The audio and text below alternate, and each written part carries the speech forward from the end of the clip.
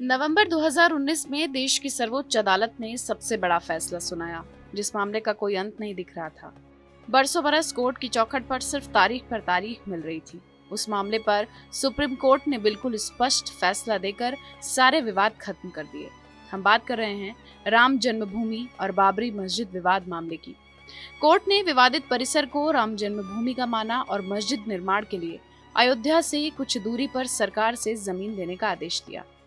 इसके बाद एक नाम सुर्खियों में आया, धन्नीपुर।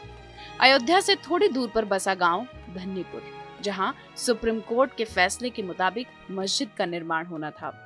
सरकार ने धन्नीपुर गांव में मस्जिद बनाने के लिए 5 एकड़ जमीन दी थी।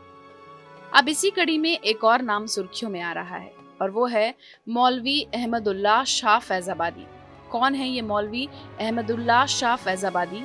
अयोध्या में हो रहे मस्जिद निर्माण से इनका नाम कैसे जुड़ा?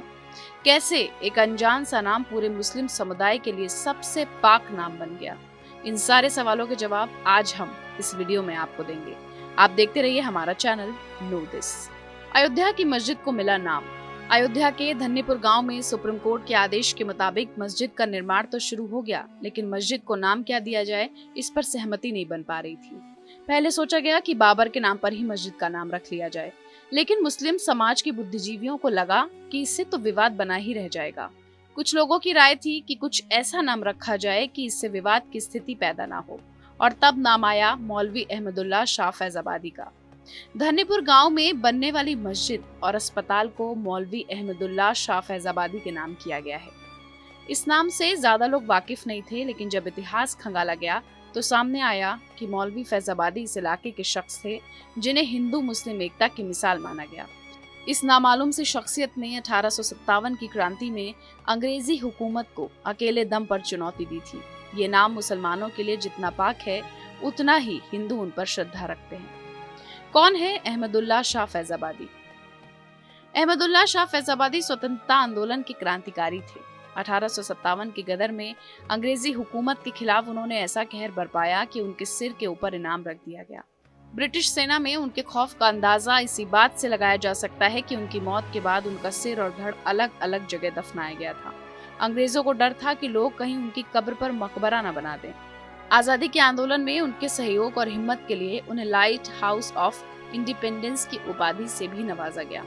धोखे से हुई थी मौलवी की हत्या। मौलवी अहमदुल्लाह शाह फैजाबादी के हौसले इतने बुलंद थे कि ब्रिटिश हुकूमत उनका बाल भी बांका नहीं कर पाई। ये भी कहा जाता है कि उनमें कोई जादू या ईश्वरीय शक्ति थी, जिसके कारण अंग्रेज उन्हें पकड़ ही नहीं सकते थे। उन्हें मारने के लिए अंग्रेजों ने धोखे का सहारा लिया। अंग्रेजों ने उनको पकड़ने के लिए 50,000 चांदी के सिक्कों के इनाम की घोषणा की। उस वक्त शाहजहांपुर के जमींदार थे राजा जगन्नाथ सिंह। अंग्रेजों से इनाम के लालच में राजा जगन्नाथ सिंह ने 15 जून 1858 को धोखे से उन्हें गोली मार दी और उनका सिर काटकर अंग्रेज जिला कलेक्टर के हवाले कर दिया।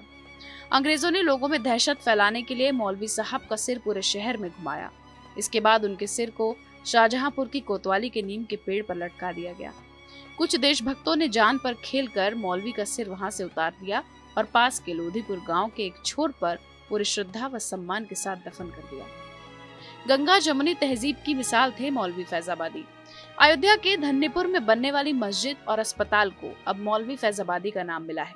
मस्जिद निर्माण प्रोजेक्ट के लिए बनी इंडो इस्लामिक कल्चरल फाउंडेशन के पदाधिकारियों ने इस प्रोजेक्ट को मौलवी अहमदुल्लाह शाह फैजाबादी का नाम दिया है। इंडो इस्लामिक कल्चरल फाउंडेशन के सचिव अतहर हुसैन का कहना है कि मौलवी हिंदू मुस्लिम भाईचारा के आइकन हैं और उनके नाम की मस्जिद, अस्पताल, कम्युनिटी किचन भाईचारा की भावना को और मजबूत करेगी। अतहर हुसैन का ये भी कहना है कि अहमदुल्लाह शाह फैजाबादी को भारतीय इतिहास में अभी तक उनका हक नहीं मिला। अब जाकर मुस्लिम समाज ने उनकी शहादत को वास्तविक सम्मान दिया है। आपको कैसा लगा हमारा वीडियो, हमें कमेंट सेक्शन में बताएं। ऐसी ही जरूरी जानकारियों के लिए सब्सक्राइब करें हमारा डिजिटल चैनल नो दिस।